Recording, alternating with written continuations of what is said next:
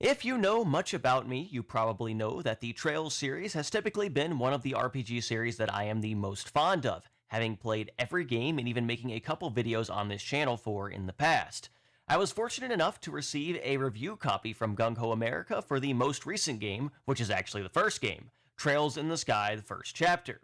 This is a remake of the original Legend of Heroes, Trails in the Sky, and it is a very fun game with great characters and does a great job of setting up the rest of the series from here. However, just because it is a remake, that does not necessarily make it a replacement, as while I do think this game does a lot of things well and has some improvements, notably in combat, there are also aspects that I think the original does better also. Over the past few days, I put around 25 or so hours into the game, making sure to do all of the side content so I could experience everything the game had to offer, and in this video I wanted to talk about my thoughts on this game, as well as offer comparisons to the original game to see if it's worth your time. Once again, big thanks to Gung Ho America for providing me with this review copy, and if you enjoy RPG content, please do be sure to subscribe to the channel as I make a lot of gameplay guide videos and do other RPG reviews as well. I'm also very close to 100,000 subscribers and every little bit helps. Let's get into it. So, if you've never played any Trails game, this is probably the best starting point you're going to get as far as a new release is concerned, and if you don't want to go back and play the original. And for that purpose, it is a solid game. And if you have played the original and been a longtime fan of the series, it is nice to play this game with some of the updated systems and getting to see all of your favorites in 3D. Before we dive into the comparisons, I do want to take the time to talk about this game on its own merits because as a whole, this is a fun game. To me, the biggest appeal of the Trails franchise is the big emphasis on its long-term storytelling and world building, along with its very strong cast of characters. Sky First delivers excellently on both of these aspects. The general premise of the game involves your two main characters, Estelle and Joshua, wanting to become bracers, basically a type of peacekeeper in the setting of the world that often fulfill small requests for people and help out the public in general as a type of volunteer work. The setting of the game is the small country of Liberl, and much of the game revolves around traveling to every city in the country doing bracer work with your two main characters. For a bit more detail on the setting, Liberl is a small country to the south of a much larger empire named Erebonia, and to the east of a much larger republic named Calvard. The main way Liberl has managed to survive with these much larger neighbors that are much more aggressive than they are is the fact that they have much better technological prowess in their country. They have access to airships and things that the other countries do not have that have allowed them to maintain their kingdom and their freedom when in the face of these larger empires. Having to go everywhere in this game and learning everything about the local cities and politics does a lot for making this world feel alive, and Liberl really does feel like an excellent starting point for the series, especially compared to some of the much larger countries that there are later on in the series. Much of this game is slower paced without too many hype reveals or big plot points, but I do think that works to the benefit of this game specifically, making it feel like a slower slice of life in many aspects, where you really get to know the characters and people.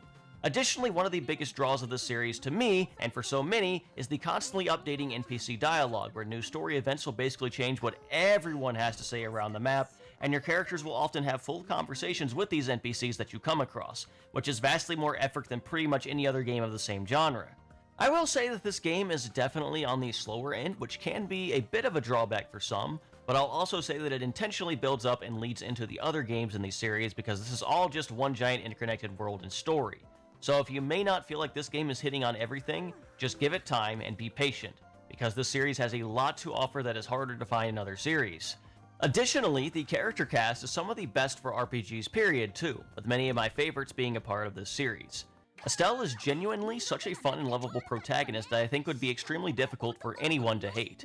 She's a complete rookie in this game, and you get to experience her entire journey of growth from the very start, which is really cool, and you're going to be able to see her grow up over the course of this entire series over time. She's not the protagonist in every game, but she is the protagonist of the first arc and does have a lot of returning appearances. While she's very energetic and cheerful, she's also very headstrong and a bit dumb, which I think these contrasts are some of the things that make her very endearing. This game does a great job of just giving her a lot of fun moments and great character interactions that really sell you on the character and make you want to root for her success. Joshua is the deuteragonist of the game and Estelle's adopted brother. He's a lot more level-headed and calm and has a great dynamic with Stell thanks to their personality contrasts. And all in all, that's something you'll find throughout the game. Most members of the playable cast and every important major character is just a lot of fun, and all of the interactions are some of the best aspects of this entire game. Olivier is one of the big highlight characters of this series to me, and probably in my top 10 still. I think he is just a lot of fun as a character in general, with a really fun personality, being very, very goofy, while also still being very intelligent underneath the surface and kind of locking in when he has to. I think Agate and Tita are a very, very great dynamic, with Agate being kind of a rough around the edges guy who's very scared to show his emotions, and Tita just kind of being this younger character that kind of gets him to open up and come out of his shell some, while also being really, really cute herself. And I think Enel is really cute, even if she's not actually playable in this game, and she's only playable a little bit later in the series. All around, though, I don't want to just talk a little bit about every single character, since that would take all day, but there are a lot of really fantastic characters in this series, and I think that is something that is one of the biggest draws of the game, as I said, and something that everyone can look forward to, especially if you like that aspect of a lot of RPGs like Xeno or something like that. One thing I will say is I actually highly recommend playing this game and series in general in Japanese over English. I think Estelle's Japanese voice actress knocks the character out of the park in this game, and every important scene is super well done. And I am personally not the biggest fan of Estelle's English voice myself, and as she is the most important character in this game, I do want to make this recommendation. Also, some of the other great characters like Olivier have awesome Japanese voices too, with him notably being Dio and also having some incredible line delivery on top of this for his more comedic moments. I will say I do find Joshua's voice not as good as the original Japanese voice actor that he had, and I can understand preferring Bosch for him, but I do think it notably improves as the game goes on, and so many of the other voices are fantastic in Japanese as well. I do understand if you prefer playing games in English. Once again, this is just my recommendation. All in all, these characters and that long-term world building and storytelling are some of the biggest selling points of this series, so if you are interested in that, I can absolutely recommend hopping on. Let's move on to aspects of gameplay now. As far as combat is concerned, this is probably the one singular thing I can confidently say is better to me than the original, but more on that later. The combat takes aspects from some of the later arcs in the series, Cold Steel and Calvard, and combines them together while also mixing a lot of how the original system worked in as well. Similar to the Calvard or Kuro or Daybreak games, whatever you want to call it, combat usually begins in an action format that can be swapped to a turn-based format whenever. In the action combat, you can land attacks to stun enemies, and then by switching to turn-based mode, you can get an advantage attack on stunned enemies and continue your assault. I'm not going to make this video a fully fledged combat guide, as I may do one later, but I will say you can combo attacks together with your party members by landing critical hits, attacking stunned enemies, or by using the overdrive feature, which buffs you up and removes all debuffs when a character has a glowing aura. The actual turn-based system is more fleshed out and where the majority of your damage will come from, and you can move around in a set circle to attack enemies and reposition yourself for bonuses. You can attack with either arts or crafts, which use different resource meters, and all around it can be extremely fast-paced and a lot of fun, especially if you use the high-speed feature. There is a lot of depth here and a lot of really cool things you can do, and this game has also been rebalanced in a way where it is a lot more viable to use more characters. I will say I did have to play this game on normal mode instead of Nightmare. I have played every other game in this series on Nightmare, but I did unfortunately have to play this one on normal instead, simply because I didn't really have the time to play on Nightmare because it would take a lot longer to do a lot of the fights. But even on normal, I can definitely tell this game is more difficult than previous games in the series, or at least it's the hardest since the original release of Trails to Azure. So probably the hardest game we've had since 2011. A lot of fights take a bit more strategy and a bit more planning than the games did in the past. And overall, from a friend that is playing on Nightmare, I've heard that it is definitely a lot harder this time around, and you actually do have to plan about it. So actually, I'm a little bit happy the game doesn't completely roll over for you. But if you are on normal and you know what you're doing, you can definitely go through the game pretty dang quickly, because you can end fights pretty quickly once you kind of get your late game setups going. All around, each character feels pretty fun to use in this game too, especially since both art users and mainly craft users are both much more viable in this game. I had a lot of fun using every character, and I think a lot of characters just feel really good to control as well. I think Tita is really, really fun on the overworld combat as well. Just kind of shooting a cannon from a distance just feels really, really good to me. I think that's a lot of fun. But there's just a lot of really cool things you can do in this game. As far as non-combat aspects of gameplay, I will say this is probably one of the weaker aspects of the game. The world design is not really anything overly special at all, and there isn't really anything interesting exploration-wise, with the world just kind of acting as a way to get from one point to the next so you can experience the story more, with some treasure chests and enemies sprinkled in. These areas can also take a while to navigate, but luckily there is a high-speed mode so you can go through these areas more quickly. These aren't the most visually interesting areas either, but it does get the job done. The general gameplay loop in each area usually involves doing a bunch of side quests before doing the main story, since the side quests are on a timer before you go to the next area. This is the gameplay loop that Trails has been doing for 20 years. It's in 11 out of 13 games, and if you like it, you like it. But it can definitely start to feel very formulaic at times. Most of the side quests in this game aren't anything overly special, but this game did add around 5 or 6 new side quests that are more fleshed out and have moments of voice acting that I think are really cool. I was a big fan of the ones involving Enel, one of my favorite characters in the series because of later games, and Tita's, which is absolutely adorable. Overall, I will say that the side quests in this game are weaker than in later games, where they often feel a bit like busy work to delay the story, but I think all of them do serve some purpose in fleshing out the world building more, which is one of the most important focuses of this game as a whole, and you do need to do them if you want to hit Junior Bracer Rank 1. It can have the drawback of making that pacing feel even slower though for a game that is already kind of notorious for having a bit slower pacing than a lot of other games in the series. I want to use this next section to offer some thoughts and comparisons between the remake I am reviewing in this video and the original game. Now, I do want to reiterate once again that I do not think this game is a replacement and that the original is obsolete. There are many aspects that I think the original actually does manage to capture better than this game, and I wanted to kind of get into that here. So first of all, I will say once again, I do think the combat is a big improvement in the remake. The original is kind of plagued by arts being much better than crafts and Earthwall and White Gehenna spam being easily the best strategy, especially on higher difficulties, and the combat kind of devolves into that after a while. There is significantly less variety because of that. The original also had really bad balancing issues with characters, where non-arts users were really bad in that game, and Estelle, even as a protagonist, was pretty worthless because they made her a jack of all trades without any notable strengths. While you can say this is kind of fitting in a lore sense since she is a rookie, she is much better in the remake, and all characters feel a lot more viable and usable because of the rebalance to stats and movesets. The new features from Cold Steel and Kuro also make the combat a lot more fun to me, as well, offering more of that much needed variety. If more modern turn-based gameplay design is going to sell you on the series more and you don't want to go back to the more archaic type of system, then I would say the remake is definitely going to be the way to go in that sense.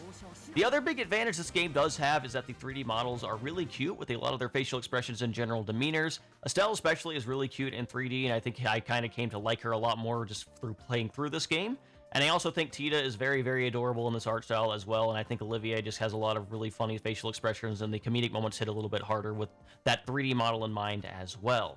A lot of the mannerisms they can do in this game were not possible in the original, and a lot of little subtle things like the action combat crafts where Tita can fall down after shooting her big cannon are things they just couldn't really do in the original to the same type of extent. The few new side quests are also great as I mentioned before, and overall this game still does offer a good playing experience. However, as there is no remake of the second game as of now, if you wanted to continue the series from here, you would have to go back and play through the older sprite-based game anyway, and the differences in combat and everything else may be a bit jarring if you were to continue to the second chapter of the original version after playing the remake of the first chapter. It definitely feels like this game is designed in a way to appeal to people already a fan of the series because of that. Additionally, I also think the original does quite a few things better than this game. One of the most notable is probably the OST. I think the original OST is just pretty much a lot better on average. Now, this is not to say that the remake songs are necessarily bad, but pretty much every song just does not have the same vibe as the original, which I think was really fitting for the type of game that it was. There isn't anything overly bad, as I mentioned, and there is the option to change to the original OST in the game, so I can't really harp on that as a big negative of the remake or anything like that, since you can actually change it, but it is something that I did think was going to be worth mentioning. Additionally, I do think the world design works a lot better in the more chibi, top-down art style that the original game has, because the areas feel so much bigger in the remake, and since you're kind of running through big areas without much to them, like I already kind of mentioned earlier, the original just works a lot better as kind of a way to get from point A to point B, since it's a lot quicker to traverse through the areas, and the smaller, scale kind of makes the Liberal feel like that small country, like we were already kind of talking about. It kind of fits the vibes of the game better, in my opinion. And like I said, just walking through the much bigger 3D environments can get a little annoying after a while, especially since you're walking to and from a lot of places, since you're doing a lot of side quests in this game if you are trying to do everything. There's also no skip travel, so traversing the world can be even more annoying because of that, especially since it is much bigger. That's one of the big appeals of Liberal. It's just kind of walking around everywhere when you're doing all your side quests and everything like that. So since there is no skip travel, the much larger world design means it's going to take a lot longer, even if there is a high speed mode.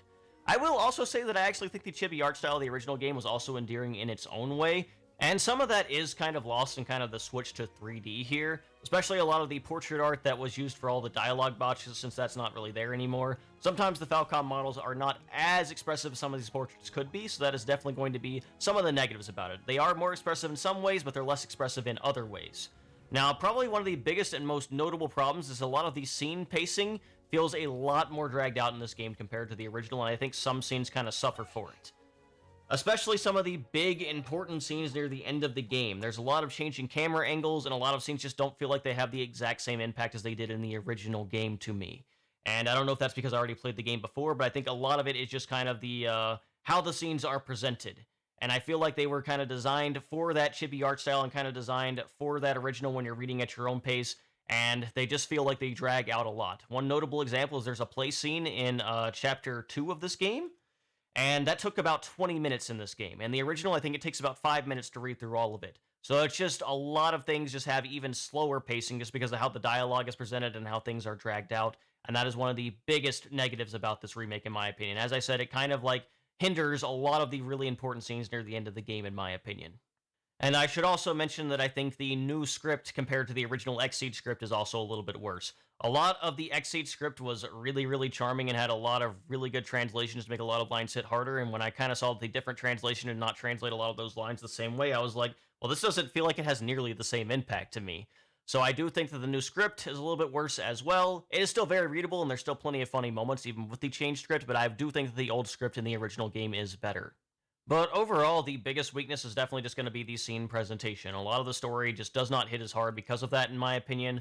A lot of times when there was a really big twist or something important happened, you'd see an entirely new portrait on the dialogue boxes that were really, really endearing and just kind of like really memorable to me. And the script also helped at those times, but just in general, I think the pacing and just kind of how things are presented in this game with changing camera angles just does not hit nearly as hard for a lot of those scenes. I think one of the most important scenes near the end of the game just completely lost its aura because of that, for lack of a better word. Regardless, though, there is a lot of things that the remake does right, and it is still a very fun game that I think a lot of people would really enjoy regardless. And if you have already played the original game, it is absolutely worth playing this. But if you have not, it still may be worth playing the original and maybe coming back to this one later. Especially because the original is a lot cheaper. All around, though, I did enjoy my time playing Trails in the Sky, the first chapter, and it's still a good place to start if you do have interest in the series and want to see what it's about. Just don't completely view it as that 100% replacement, because the original absolutely has merit. If I were to give this game a personal rating, and keep in mind this is not a critical rating, it is a personal rating, it would probably be around a 7, since it is very much that setup game before you get a lot of those character development and big plot payoffs, and the pacing is a bit slow at times, but it's still a fun experience and a great introduction. If you are interested in the Trails/Kiseki series, definitely consider picking this one up.